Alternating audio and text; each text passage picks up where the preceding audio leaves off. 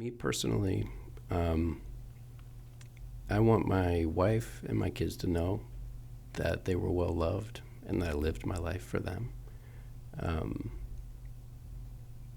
Yeah. And then after that, I think that they also would know that I lived my life for God, that I didn't just, it really ultimately isn't about me. It's that believing that He created me for a reason and for a purpose, and that I am doing my best to live into that, to fulfill that. And my life verse, and the verse I was named after was Micah 6:8, which is that God has shown you what is good and what He asks of you, to walk humbly, to act justly, and I'm saying it backwards. I always have to sing the song, but I'm not going to sing it right now. You sure you don't want to sing it for us? Yeah. Act justly, love mercy, and walk humbly with your God. And so I appreciate that my parents gave me that verse, because it's given me something to kind of put up on the wall to look towards, to a guide, so to speak. And so that's my legacy, that people personally would know by experiencing life with me. Hopefully they got to see a little bit of God as well. That's cool. Feel His love.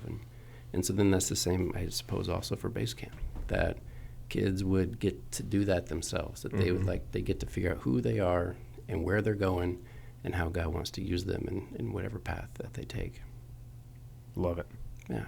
That's great, man. Thanks. Well, I appreciate you coming on today. Thanks for having me. Base Camp is, I love what it's about, and we need more of that in our society today, in our culture today. We have a lot of absent fathers, even that may be in the household, and it's important for young men and just young kids in general to have, a father figure, a mother figure in the household who's intentional with them, and not getting distracted by. I mean, it's hard. It's hard not to be distracted, especially when you are working full time, right? But I think that that's really cool, because you guys are teaching these kids what, a father may not. So keep up the good work. Thanks. Keep growing it. Let us know what we can do to help. I appreciate it.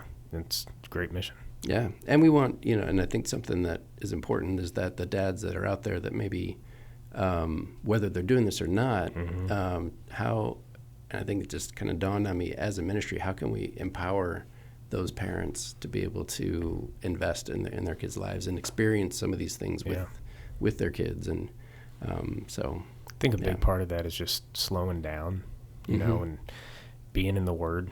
Being aware, too.